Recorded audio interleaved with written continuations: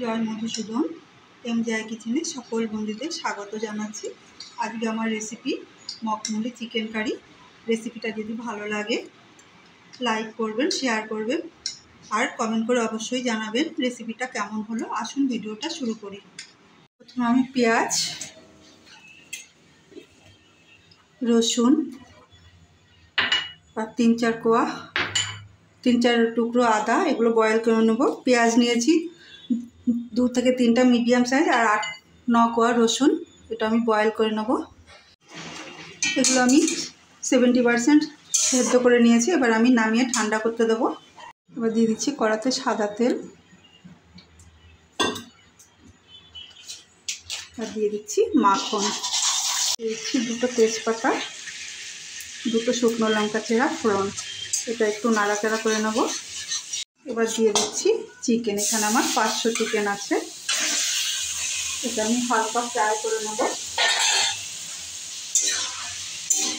চিকেনটা হালকা ফ্রাই করে নিয়েছি। এবার দিয়ে দিচ্ছি বয়েল করা মশলা। এটা দিয়ে আমি নাড়াচাড়া করব যতক্ষণ না তেল ছাড়ছে। মিডিয়াম টু হাই ফ্লেমে কুক করেছি আর তেল ছেড়েছে হালকা। এবার আমি দিয়ে দিচ্ছি 1 চামচ ধনে গুঁড়ো, 1 চামচ জিরে গুঁড়ো, 1 চামচ গোলমরিচ গুঁড়ো আর স্বাদ মতো নুন। এই দিয়েও আমি কষিয়ে নেব। শুকনো মশলা দিয়ে আমি লো ফ্লেমে কুক করেছি, গন্ধ ছেড়েছে। এবার আমি দিয়ে দিচ্ছি ফেটিয়ে রাখা দই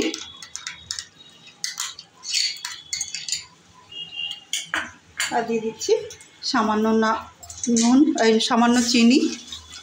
দই দিয়ে সামান্য নেড়েই আমি দিয়ে দিচ্ছি জল, আর একটু জল দেব।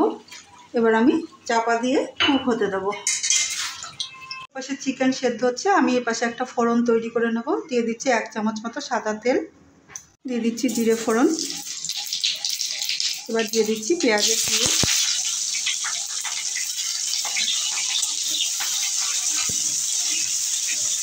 হালকা নেড়ে এবার দিয়ে দিচ্ছি ক্যাপসিকাম কুচি। এটাও হালকা নিয়ে নেবো, এর সাথে মিক্স করে নেবো। দিয়ে দিচ্ছি টমেটো টুকরো।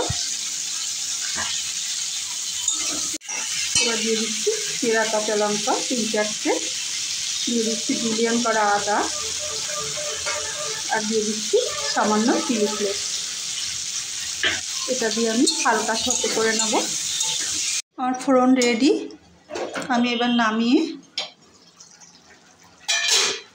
চিকেনের মধ্যে ঢেলে দেবো।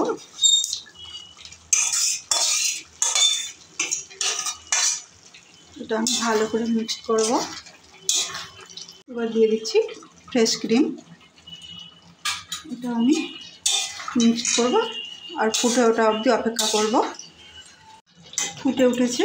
এবার আমি দিয়ে দিচ্ছি গরম মশলা গুঁড়ো, 1/2 চামচ মতো কসুরি মেথি,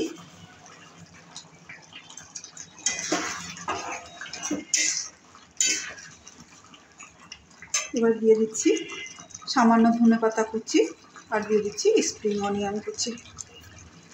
এটা দিয়ে সামান্য কুক করে আমি নামিয়ে নেব।